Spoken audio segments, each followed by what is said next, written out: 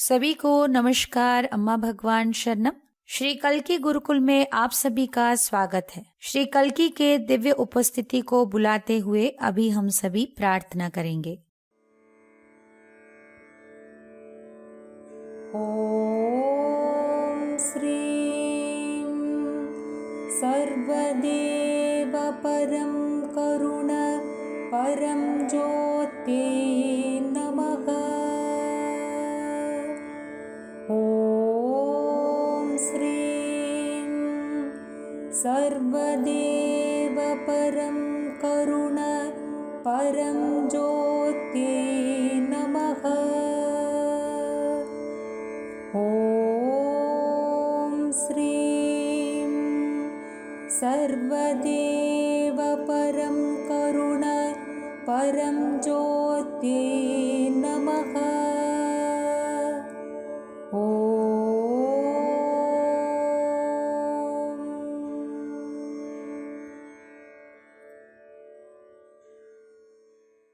धीरे से आंखें खोलिए। आज हम धर्मा 55 वीडियो में श्री अम्मा भगवान के जो भी टीचिंग्स हैं, उन टीचिंग्स को आज हम गहराई से सीखेंगे। हर दिन सारे विश्व में श्री कल्की के द्वारा कई सारे चमत्कार घट रहे हैं। चमत्कार प्राकृतिक सिद्धांत का विरुद्धाचरण नहीं करते, वो उच्च सिद्धांत के अनुयायी होते हैं। चमत्कार के उद्देश्य है आपके मन के चंगुल से आपको मुक्त करना। यहाँ पर आप चमत्कार देख सकते हैं। कलश पूजा के बाद श्री अम्मा कैसे एक चमकती आलोक के रूप में प्रत्यक्ष हुए। श्री भगवान जी के दिव्य संदेश को सुनेंगे। Basically, we cannot judge people, you know. If you bring to us somebody and say, look, this person is the devil himself, we are certainly not going to judge him. So in that sense, we have never felt this person should not be given Diksha, that person should not be given Diksha. But we have felt that maybe this person is more qualified to receive than him, you know. That kind of thoughts we have had. But certainly we have never condemned anybody and said this person is no good, no. We just cannot think like that. It's not possible.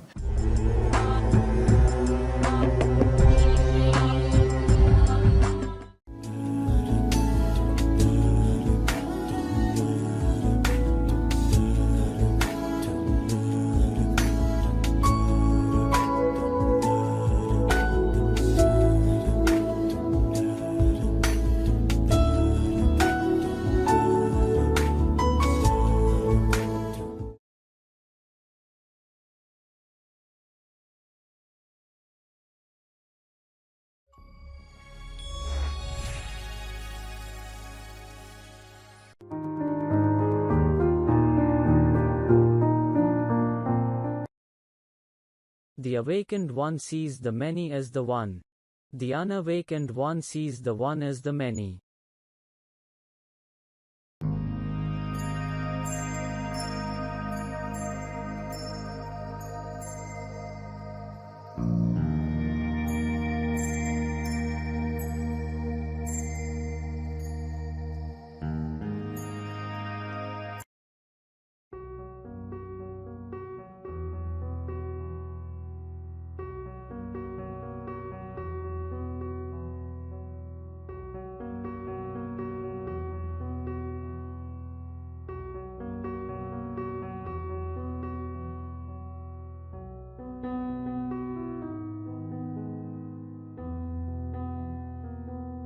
Nature or God does not duplicate anything in this creation.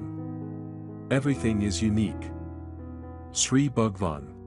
प्रश्न, दीक्षा के लिए कोई भी योग्य है क्या? श्री भगवान जी ने उत्तर इस प्रकार से दिया। मौलिक रूप से हम कभी भी किसी को मूल्यांकन नहीं करते। अगर आप कोई व्यक्ति को हमारे सामने लाएं और बताएंगे कि देखिए ये एक शैतान है, तब भी हम उनको मूल्यांकन नहीं कर सकते। इस संदर्भ में हम कह सकते हैं कि हम कभी भी किसी भी व्यक्ति को लेकर ऐसे महसूस नहीं किए कि इनको दीक्षा नहीं देना चाहिए, किंतु कभी कभार हमने महसूस किया कि ये व्यक्ति दीक्षा प्राप्त करने के लिए उस व्यक्ति से अधिक योग्य है, असंभव है।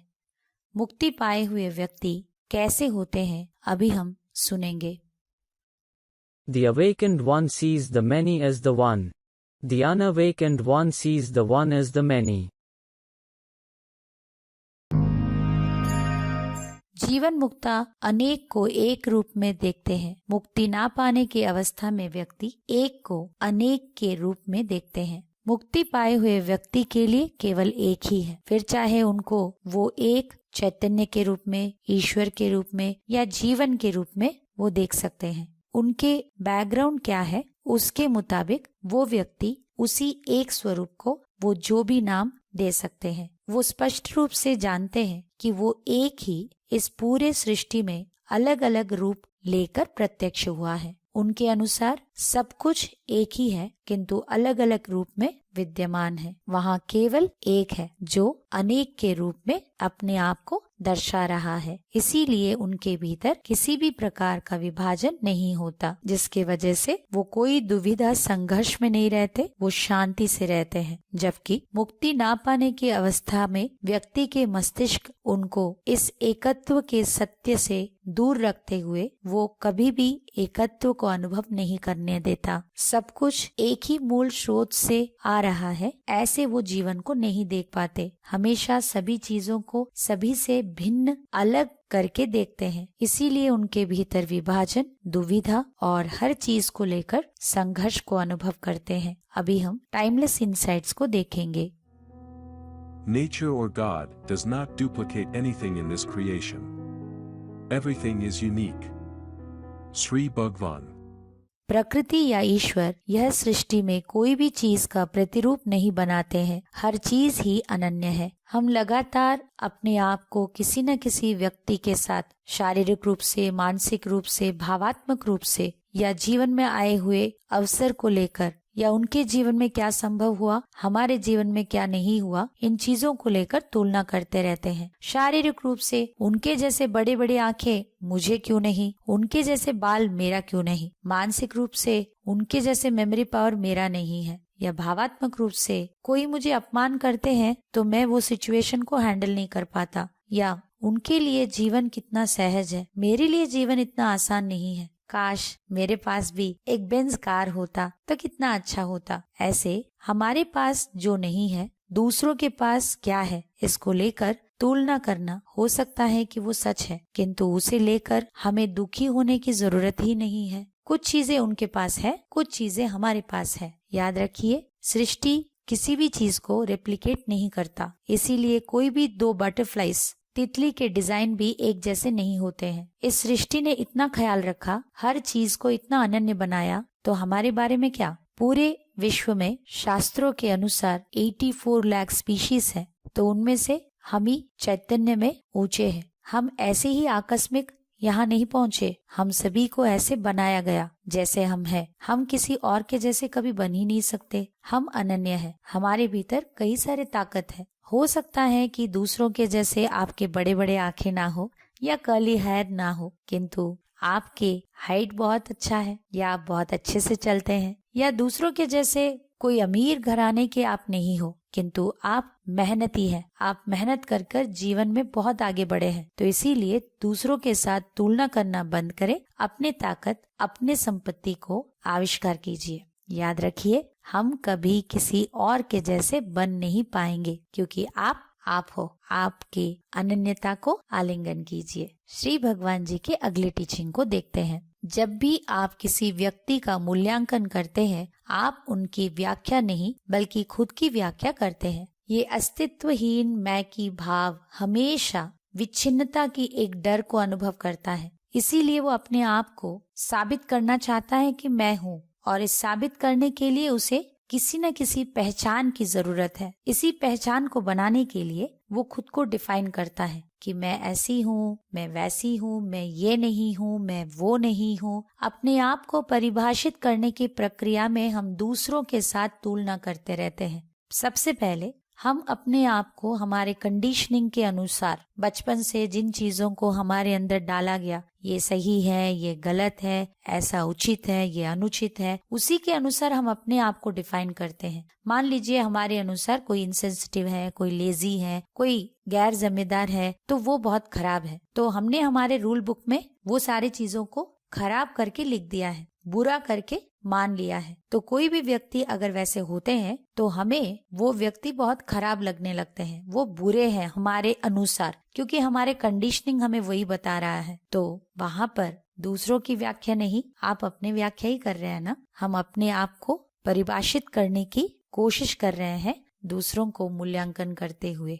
अगली टीचिंग देखेंगे, असली स्वाधीनता आपके भीतर है। हमेशा हमें लगता है कि दूसरे हमें कंट्रोल कर रहे हैं, कभी आपके माता पिता, कभी पति पत्नी, कभी आपके बॉस, कभी आपके ससुराल। इसीलिए आपको सफोकेटेड फील होता है कि उस कंट्रोल से बाहर आने की इच्छा होता है। किंतु सच्चाई क्या है? जब आप अपने अंदर गहराई से देखेंगे, आपके भीतर असली कंट्रोल आपके मन के वजह से हो रहा है। हम सभी मन नाम के जेल में फंसे हुए कैदी हैं। आप लोगों से भाग सकते हैं जो आपको कंट्रोल कर रहे हैं, फिर भी जब तक आपके मन के जेल से आप बाहर नहीं आते तब तक आपको ऐसे ही घुटन महसूस होगा, क्योंकि हम हमारे मन के द्वारा नियंत्रित है। असली फ्रीडम, स्वाधीनता बाहर नहीं, या बाहर कुछ अचीव करना या किसी व्यक्ति से मुक्ति पा लेना नहीं, बल्कि हमारे अंदर है, जो हमें अनुभव करना चाहिए, जो केवल मन के चंगुल से बाहर आने के बाद ही संभव होगा, जीवन मुक्ति प्राप्त करने से ही संभव होगा। अभी हम सफलता का रहस्य देखते हैं। आपके जीवन के संदर्भ के अनुयायी आपके मान्यताएं उत्पन्न होते हैं। बचपन में आपने अपने ड्राइंग बुक में कई सारे इमेजेस में कलर भरते गए। आपके पापा आपको देखकर बहुत प्राउड फील किए, उनके दोस्तों को भी बताया, तो आपको लगा मैंने तो वो सारे चीजों को बटर पेपर से कॉपी किया था, मैंने तो बस कलर किया था, इतने छोटी सी बात के लिए भी इतना अप्रिशिएशन मिल रहा है। ये एक धारणा बनके धीरे धीरे वैसी ही परिस्थितियों को बार बार आपके जीवन में लाएगा। हमारे जीवन के अनुभूति हमारे भीतर एक बिलीफ को क्रिएट करता है, और जो बिलीफ हमारे अंदर क्रिएट हो चुका है वो फिर से वैसे अनुभूतियों को हमारे साथ घटित करता है। चलिए श्री परम ज्योति के चमत्कार देखेंगे। আমি কর্ণাটকের কোডাগু জেলার গনিকাপ্পাল থেকে টিপ্পু মাদাইয়া বলছি। শ্রী কল্কির অপূর্ব চমৎকার দ্বারা কিভাবে আমাদের গৃহ ও পরিবারের সকলে রক্ষা পেয়েছিলাম তা আপনাদের কাছে বর্ণনা করছি। একদিন আমি স্নান করার পর বাথরুমের ইনস্ট্যান্ট গিজারটি বন্ধ করতে ভুলে যাই।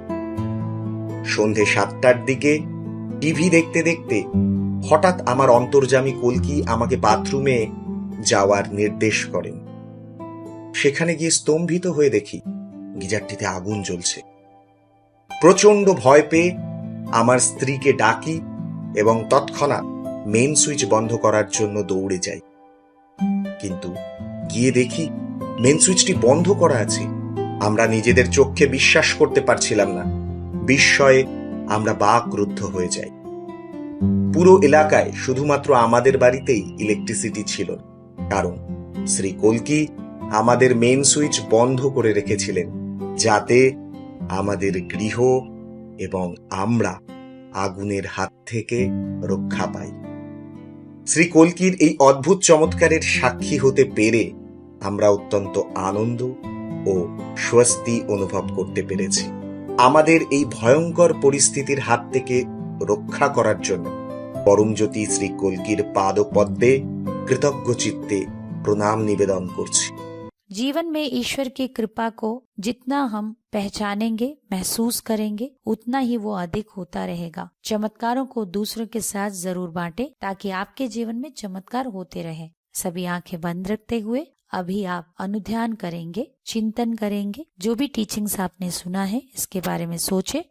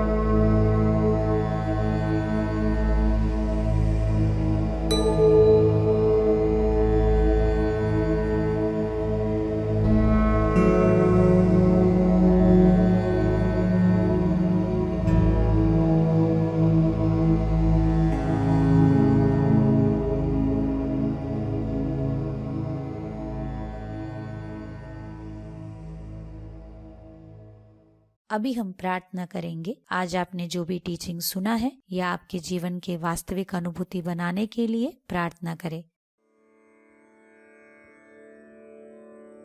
ॐ श्रीं सर्वदेव परं करुण परं ज्योते नमः। ॐ श्रीं सर्वदेव परं करुण परं ज्योते नमः। ॐ श्रीं सर्वदेव परं करुण परं ज्योते नमः।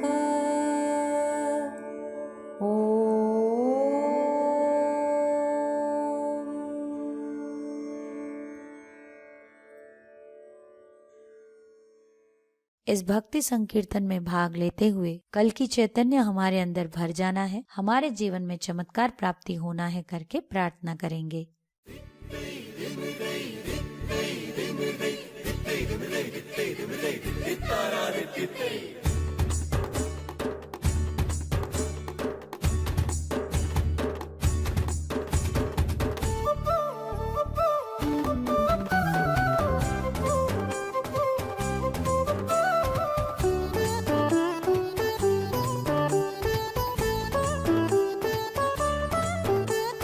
പത്മാവതി ദേവി ഒരുങ്ങി ദർശനവേദിയിങ്കൽ ഇറങ്ങി വന്നു.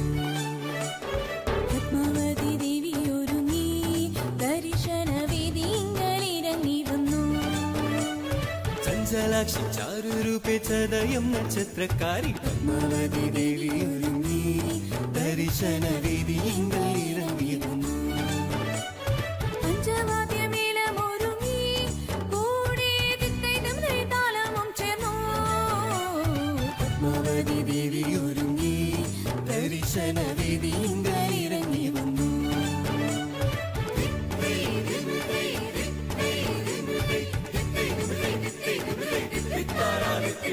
പത്മാവതി ദേവി ഒരുങ്ങി ദർശനവേദിയിങ്കൽ ഇറങ്ങി വന്നു.